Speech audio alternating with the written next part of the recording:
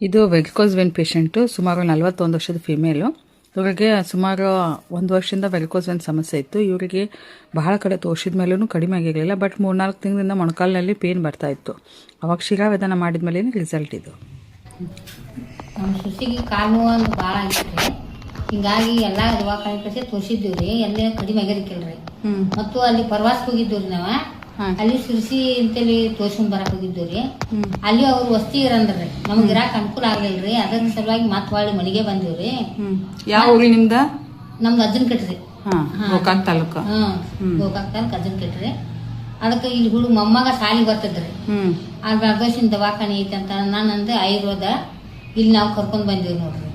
ಇಲ್ಲೊಂದ್ ಸ್ವಲ್ಪನ್ಯಾಗ ಆರಾಮ್ ಅನ್ಸಿತ್ರಿ. ಆರಾಮ್ ಅನ್ಸೈತ್ರಿ. ಅವ್ರಿಗೆ ಏನಾಗತೈತ್ರಿ? ಮೊಣಕಾಲ ನೋವು ಅಂದ್ರೆ ಮಡ್ಚಾಕ್ ಬರೋಲ್ ಮಡ್ಚಾಕ ಬರೋದಿಲ್ರಿ, ನರನ ಬೀಗದ ಕಟ್ಟಿ ಹಾಕಿದಂಗ ಆಗಿತ್ರಿ. ಇವಾಗ ಆರಾಮ್ ಅನ್ಸತೈತಿ. ಎಲ್ಲ ಆರಾಮ್ ಅನ್ಸೈತ್ರಿ. ಬಂದ್ ಕೂಡಲೇ ಡಾಕ್ಟರ್ ಒಂದ್ 10-15 ನಿಮಿಷದಾಗ ಅಂದ್ರೆ ಆರಾಮ್ ಆತಿಲ್ರಿ? ಮಡ್ಚಾಕ ಬರಾಕೈತೈತ್ರಿ. ಮಡ್ಚಾಕ್ ಬರಾತೈತಿ, ಹೊಡ್ಸೋದು ಕಡಿಮೆ ಆಗೈತಿ. Okay, thank you Raji. ಒಂದ್ ವೇಳೆ ನಿಮಗೂ ಕೂಡ ವೆರಿಕೋಸ್ ವೇನ್ ಸಮಸ್ಯೆ ಇದ್ದರೆ ಆಯುರ್ವೇದದಲ್ಲಿ ಹೇಳಿರುವಂತಹ ಪಂಚಕರ್ಮ, ಔಷಧಿಗಳ ಚಿಕಿತ್ಸೆ ಮತ್ತು ವ್ಯಾಯಾಮದ ಚಿಕಿತ್ಸೆಯಿಂದ ಗುಣಪಡಿಸಿಕೊಳ್ಳಬಹುದು.